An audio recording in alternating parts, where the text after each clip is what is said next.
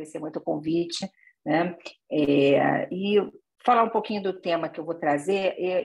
Infelizmente eu vou ler, mas é que eu acho que é uma experiência melhor para todos, porque quando eu falo, eu tendo a falar muito rápido. Então, eu vou ler aqui o que eu escrevi para a gente conversar, né? Gostaria de agradecer o convite do Instituto Nebulosa Marginal, que organizou esse ciclo de palestras e tem feito um trabalho importante para a divulgação do pensamento de Sandor Ferenczi. Entendo que essa é a última palestra de um ciclo, com a participação de colegas que muito admiro, do nosso grupo brasileiro de pesquisa em Sandor Ferenczi. Imaginem a dificuldade e a responsabilidade que teremos para falar algo além de todas as contribuições que já foram abordadas por aqui. Mas, sem dúvida, aprecio muito a oportunidade de dividir essa janela virtual com a Felícia e gostaria de dar um bom espaço para bater um papo com ela sobre o pensamento político na clínica. Aprecio o formato, parecido com o modelo de congresso de língua francesa, de usar um texto como disparador para o desenvolvimento de uma conversa mais abrangente entre nós. A escolha do texto da Jogondá, Ferenczi como pensador político, é certamente uma excelente escolha para nos instigar a pensar. Eu já tinha lido esse texto e já tinha me impressionado.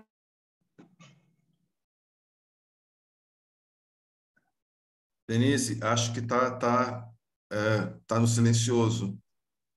Agora está escutando? Sim, sim, Ué, sim. que engraçado. Bom, vou repetir então o último parágrafo, porque eu não sei onde eu me perdi aqui, tá? Eu falei que eu aprecio muito esse formato de ter um texto para uma discussão mais abrangente, que é um formato que eu já vi no Congresso de Língua Francesa, né? E eu acho que isso proporciona para a gente uma conversa mais abrangente, né, entre nós. A escolha do texto da Jogondá Ferenczi como pensador político é certamente uma excelente escolha para nos instigar a pensar. Ao ler o texto no momento atual, me vi pensando não somente em Ferenczi como pensador político, mas no psicanalista como pensador político. E aqui quero falar especificamente do pensamento clínico psicanalítico como atividade política. Em uma passagem do livro do psicanalista inglês Wilfred Bion, Experiências com Grupos, de 1961, há uma referência enigmática, como tantas na obra desse autor. Para Bion, a ideia aristotélica de que somos animais políticos se enquadra bem na noção freudiana de que somos governados pela política inconsciente de nossos desejos. Mas só podemos expressá-los e desenvolvê-los a partir do desenvolvimento de nossa capacidade de pensar os pensamentos, e essa capacidade surge no convívio grupal, ou seja, nas relações e vínculos sociais que estabelecemos. São os laços sociais que, para Bion, são também laços emocionais que ativam a política, ou seja, o curso da manifestação do nosso funcionamento. E, portanto, Bion diz que cabe ao psicanalista observar as características políticas de como o corpo opera. Tantos pontos que Jo levanta sobre a importância do estudo apaixonado de Ferenczi pelo trauma e suas vicissitudes, o encontro com quem cuida e que pode traumatizar, o desmentido e a importância do reconhecimento de um outro para uma inserção social que promove o amparo, podem ser intuídos pela observação das configurações relacionais e sociais e tratadas a partir da capacidade do psicanalista de observar as características políticas de como o corpo opera e transformar esta observação em pensamento. Não é por acaso que, junto Bion e Ferenczi, os dois autores se aproximam bastante em minhas leituras, especialmente em relação ao traumático e ao catastrófico. Para Ferenczi, assim como para Bion, os encontros provocam turbulências, não são neutros, provocam ajustes e adaptações em um e em outro e representam um contínuo em uma matriz monista, sem separação entre o físico e o psíquico. E reverberam, são reproduzidos e modificados, e quando o analista e analisando se encontram, é o momento de observar a política relacional que se estabelece naquele momento. O curso das transferências são, portanto, manifestações da política do inconsciente que revela resquícios do ambiente que nos gera. Então, proponho que pensamos o psicanalista como pensador político em sua clínica. Por exemplo, na citação bastante conhecida de Ferenczi, aceito fazer minha a expressão elasticidade da técnica analítica forjada por um paciente. É necessário, como uma tira elástica, ceder às tendências do paciente, mas sem abandonar a tração, enquanto a falta de consistência de uma ou outra dessas posições não estiver plenamente provada. Ferenczi admite aqui tomar como sua uma expressão que era de uma paciente, para seguir democratizar a relação analista-analisando, dizendo que tanto as hipóteses do analista como as do analisando devem ser levadas em conta em um processo de análise até que se esgotem ou não. Em geral, nós estudamos esse texto, né, Elasticidade da Técnica, como as inovações técnicas propostas por Ferenczi a partir de sua crítica à técnica rígida de interpretação formal, aplicada de forma fria por psicanalistas. Mas o que eu desejo mostrar é que o que Ferenczi propõe de mais inovador é uma circulação da experiência que depende da colaboração e elaboração mútua, que considera não somente as teorias do analista, mas também as teorias do paciente. E com elas são tomadas, e como essas teorias são tomadas por um e por outro. Essa mutação na forma de pensar e se relacionar com o paciente é, na verdade, uma mudança política de atitude clínica, que é baseada nas experiências do ambiente social de cada um e pressupõe uma experiência e familiarização que o analista deve ter com o seu próprio processo de pensamento e socialização. Isto é alcançado, a gente sempre pensa, através da análise pessoal do analista. Ferenczi é quem propõe que essa análise deve ser o mais aprofundada possível. Mas, além dessa análise do analista, o que proponho é a observação de como certos elementos do ambiente do analista, de seu entorno político-social, se manifestam no pensamento clínico com os pacientes. Por exemplo, Ferenczi, como sabemos, veio de uma família extremamente politizada de judeus que viviam em Miskolc, na Hungria. Não sabemos bem por que os pais de Ferenczi, Baro, o pai, um judeu cuja família vivia em Cracóvia, e Rosa, a mãe, cuja família vivia em Viena, decidiram fixar-se em Miskolc, na Hungria. Alguns biógrafos apontam para oportunidades de trabalho e sustento para a família. Outros biógrafos apontam para a melhor aceitação dos judeus, em uma fase em que a Hungria seria o menos antissemita, no século XVIII. Uma terceira possibilidade que encontro é que Miskolc era centro de um certo tipo de judaísmo, uma das primeiras formas de judaísmo reformistas da Europa, e que ali se chamava neolog.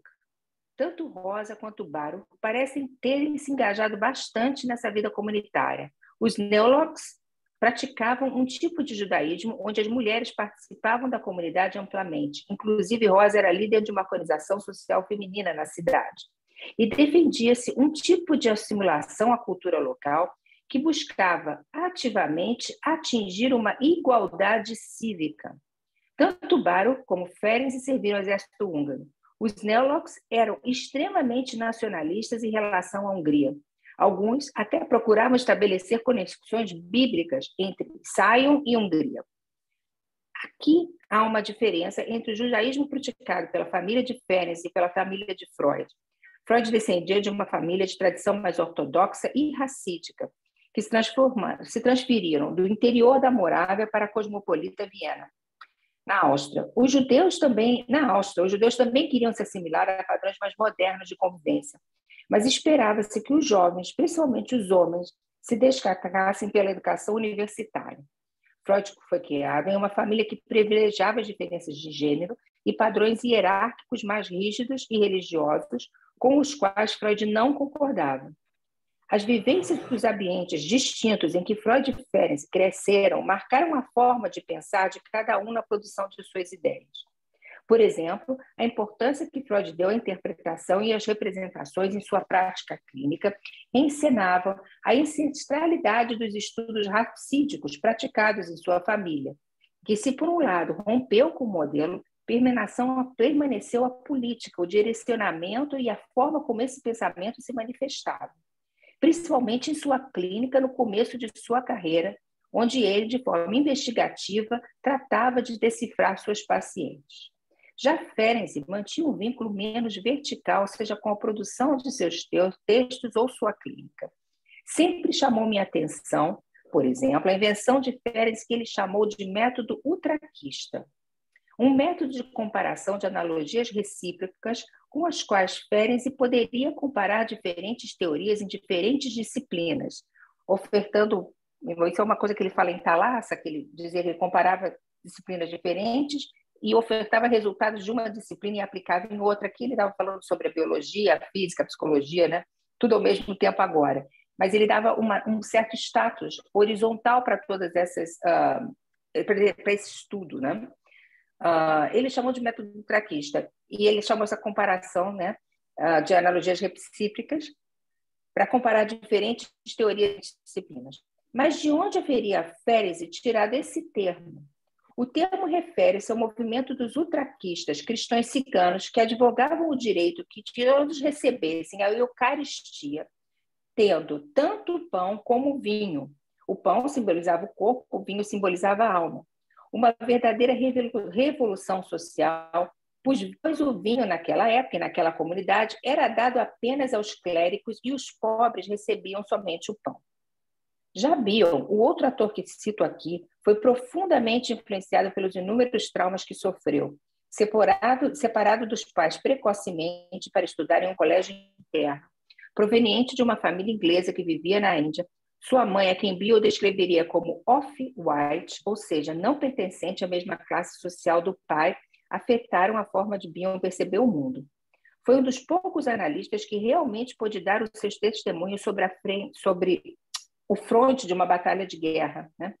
Pois foi tanquista do exército britânico durante a Primeira Guerra e teve que lidar com a morte de um soldado de seu batalhão em seus braços. Ele nunca se recuperou disso, ele fala muitas vezes sobre essa experiência. Perdeu a esposa no nascimento da primeira filha, perdeu a filha adulta em um acidente de carro e ainda se descreveu como ele mesmo sofrendo algum tipo de autismo. Essas experiências afetaram profundamente suas teorias e afetaram o curso de sua clínica, sempre no limiar entre a realidade traumática e as psicoses, que ele mais tarde chamou de distúrbios de pensamento. Essa observação das variáveis sociais e ambientais que afetam a política da clínica nos faz pensar que a evolução ou modificações do nosso entendimento clínico possuem um gradiente de como filtramos ou não essa afetação política. Para exemplificar o que quero demonstrar, tomemos, por exemplo, a teoria do trauma de Ferenczi. Sabemos que Ferenczi descreveu alguns elementos importantes que destacam sua traumática da de Freud. Enquanto para Freud haveria um excesso de acontecimentos reais que invadiriam a barreira de contato, inundando o mundo interno de experiências que não poderiam ser elaboradas, para Ferenczi seriam as comoções psíquicas, fatos inesperados que promoveriam o choque e sua posterior negação pelo outro, que avaliaria a própria capacidade de uma pessoa traumatizada confiar em sua própria experiência. Uma das traduções que gosto para a negação que fala Ferenczi é desautorização. Quando um adulto diz a uma criança que a violência que ela sofreu não aconteceu, a criança passa a duvidar de sua própria possibilidade de descrever suas experiências e se autorizar a sentir e se apropriar dessas experiências. Essa autorização ou desautorização depende de um contexto ou de um consenso do que se pode ou não ser descrito como traumático e também de como a noção do trauma pode ser esvaziada ou tornar-se generalizada demais e banal, né? Se a todo tempo a gente sempre está traumatizado. Jay Franklin, em um artigo de 1988, mostra bem como Ferenczi vai construindo e modificando suas teorias sobre o trauma a partir do que ele mesmo pode se permitir escutar politicamente. Provavelmente, o fato de Férez ter se isolado para escrever o diário clínico e escutar seus pacientes deve ter contribuído para a detalhada nuance de traumas e seus desdobramentos para os pacientes. As primeiras teorias do trauma de Férez são sobre as neuroses de guerra, nos anos de 1916 e 1917. Durante a Primeira Guerra... Durante a Primeira Guerra, muitos analistas trabalharam como médicos de soldados e vários usaram formas bem descritivas de entender os sintomas dos soldados. Nessa época, Férez descreveu duas formas distintas de neuroses de guerra. A primeira referia-se ao shell shock e foi tratada dessa forma por vários psiquiatras. Um afeto ou descarga motora que não pode ser fisicamente controlado e que ocorre após um grande susto associado ao medo de perder a vida. Uma vez fora do alcance do estímulo assustador, os movimentos bizarros cessariam. Quando falo sobre as neuroses de guerra do Férez, eu, em geral, gosto de mostrar, não sei se vocês têm em mente aqueles filminhos da Primeira Guerra, né, que aparecem os soldados se debatendo, né, fazendo movimentos bizarros, como se estivesse reproduzindo o choque da bomba que explodiu, né? Então, isso é o que eles chamariam de shell shock, né? E eles acreditavam, não só Férez como outros médicos, né? E se você cessasse com aquele estímulo perturbador, os movimentos, né, e esses maneirismos desapareciam. E o uso da hipnose funcionava bastante nesses casos. São descrições de sintomas em termos de energia psíquica e sua economia de acordo com as teorias daquele momento. O segundo tipo de neurose de guerra já seria descrita de forma mais complexa e atendendo às teorias da dinâmica do psiquismo. Nesse tipo de neurose, um choque intenso, avassalador, provocaria uma ferida narcísica. Aquele soldado que se considerava um grande herói de batalha, ao ser ameaçado, sofreria uma grande mudança de personalidade, de uma personalidade grandiosa para uma personalidade mais tímida, e regrediria, trazendo um grande dano moral ao narcisismo do soldado. Esse foi o grande problema de tratar os soldados da guerra. Eles não queriam voltar de jeito nenhum para o fronte. Então, eles tinham paralisias, cegueiras, todos os tipos de sintoma que era muito difícil de reverter, né? Os sintomas apresentados seriam tiques, tremedeiras, paralisia e cegueira. Qualquer sintoma que impedisse que o soldado fosse enviado de volta ao campo de batalha. Aqui, eles se assemelhavam muito às histéricas, né, de Charcot, que eram estudados antes desse tempo, né? Os sintomas das neuroses de guerra do soldado eram muito semelhantes aos descritos pelas mulheres, de Charcot, por exemplo, as histéricas, mas apenas quando foram detectados em soldados, passou-se a tratar do shell shock como condição de saúde e doença, e não apenas como loucura feminina. Não se podia chamar de histeria, então outros nomes, né? Até mesmo a síndrome do estresse pós-traumático, que foi posta, né, após a guerra do Vietnã, enfim, e da Coreia, no manual de doenças americanos, teve essa conotação, não podiam chamar, identificavam como histeria, mas não podia ter esse nome, né, por uma questão política, e não podia se associar à fraqueza das mulheres, né? Situações traumáticas. As situações traumáticas, em geral, estariam determinadas pela habilidade da criança elaborar ou não a situação de violência.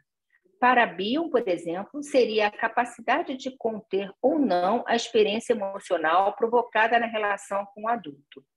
Férez descreve os seguintes eventos traumáticos provocados por adultos no diário clínico: manifestações verbais ou corporais de ódio, crueldade, ameaça de violência física e ou psíquica, eventos traumáticos inesperados, demonstrações veladas de ódio e raiva. Então, ele no diário clínico, ele ia anotando todos esses tipos de estímulos ou de manifestações que ele achava que eram situações que provocavam trauma. Para Férez, o abuso sexual infantil é mais severo que o abuso físico. Outras formas de abuso que podem traumatizar é a erotização na relação entre a criança e o adulto. Tem que pegar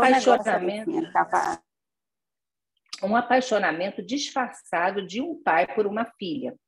Adultos que demandam uma super performance das crianças e sucessos precoces provocam na criança a mesma sensação de um ataque violento. Quando eu estava revendo isso para colocar aqui, me chamou muito a atenção isso, porque eu acho que isso é uma coisa que a gente vê bastante na clínica hoje, né?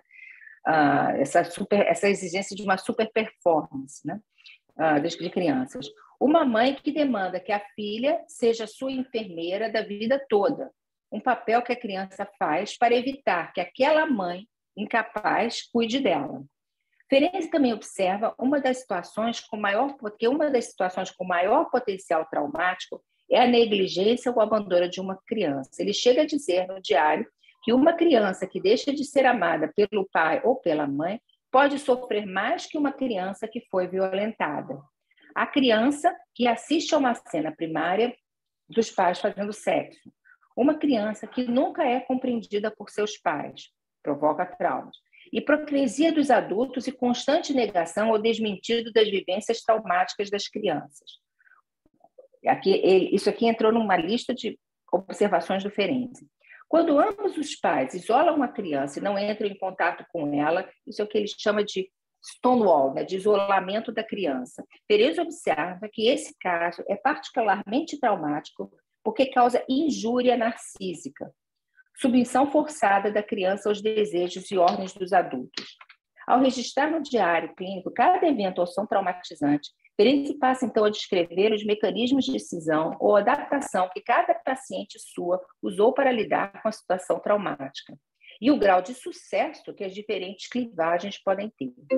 Então, ele diz que as estratégias, né, são cisões, identificações com o agressor e masoquismo, adesividade, a negação da família ao abuso, sentimento de culpa, desenvolvimento precoce, regressões ou fixações no desenvolvimento psicossexual, sintomas psicossomáticos, desagregação e psicose, memórias traumáticas intrusivas. As impressões e descrições diferentes dos eventos traumáticos e seus desdobramentos nos servem até hoje. Especialmente no diário clínico, vemos que Ferenczi estaria disposto a levar sua inclinação política sobre o trauma até onde ela pudesse ir. Mas teria sido sua obstinação em defender o impacto da violência tóxica até para ele, teria sido essa uma orientação política de Ferenczi? Que cuidados devemos ter com o nosso próprio pensamento político na clínica? Eu vou parar por aqui, né? Desculpem aí as interferências, me atrapalhei um pouquinho com os barulhos do Zoom, né?